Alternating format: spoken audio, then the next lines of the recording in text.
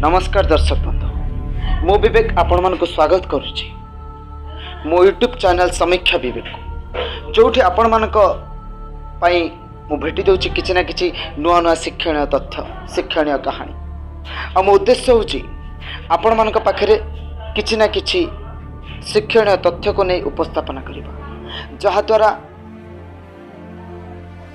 आपण किछि भल शिखि पारिबे आपण जीवन को परिवर्तन करिवार मार्ग पाई परिबे।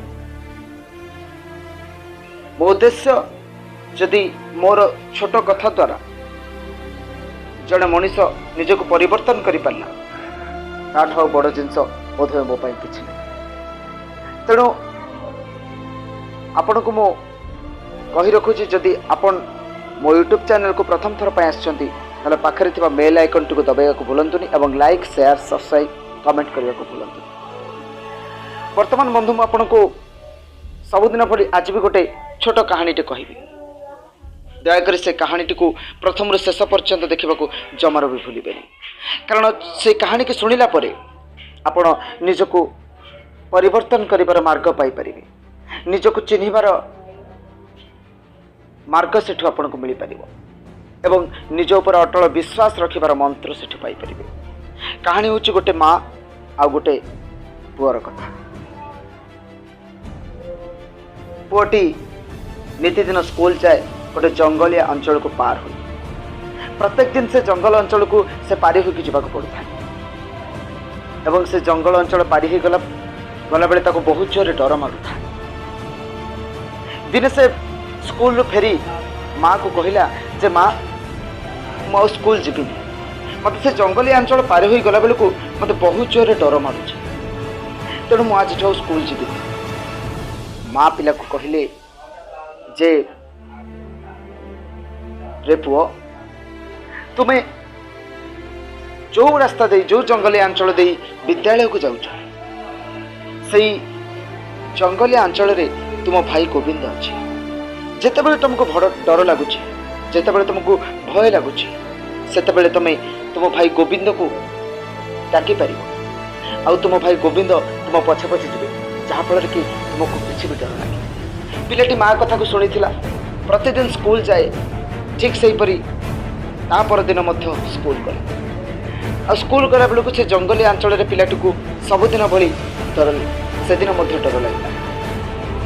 आ पुओटी ता भाई गोविंद को डाके जेहेतु माँ कहते से जंगलिया रास्तार ता भाई गोविंद रखुच्छे तेणुक से गोविंद को डाके आ पिलाटीर सरल विश्वास भगवान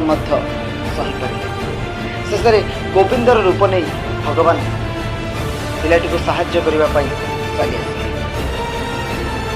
पिलाटीर पछे पछे स्वयं भगवान चले।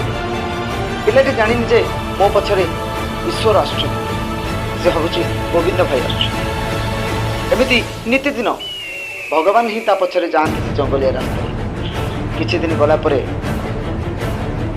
गुरुजी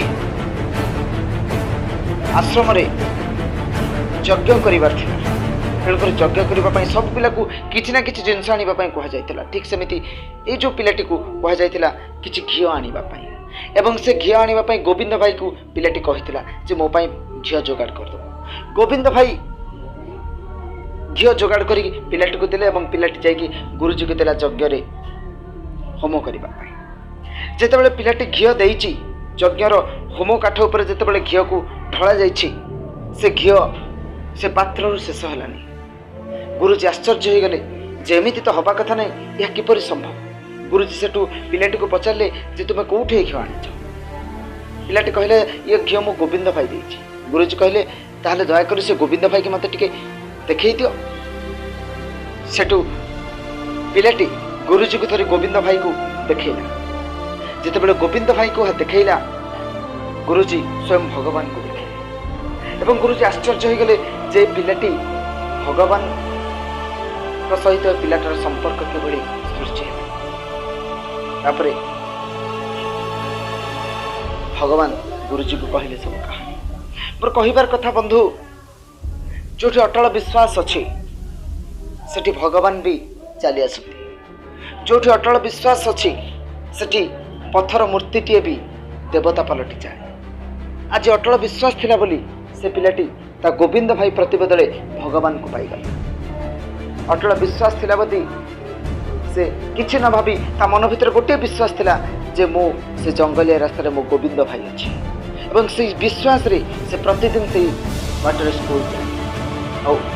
से विश्वास बल रे ताको भगवान साहाय्य तेणुकर जा पाखे आत्मविश्वास अच्छी ता पाखे भगवान अच्छी। मोर कहवा कथा जदि आपण पाखे आत्मविश्वास अच्छी आपण निश्चित भाव में भगवान को पाइबे आ निश्चित भाव में भगवान को सानिध्य लाभ करेंगे भगवान को साहाय्य करेंगे। दृढ़ आत्मविश्वास से ईश्वर को पाइबार गोटे मात्र मार्ग ता व्यतीत आपण केबे भी ईश्वर को पाई परिबेनी।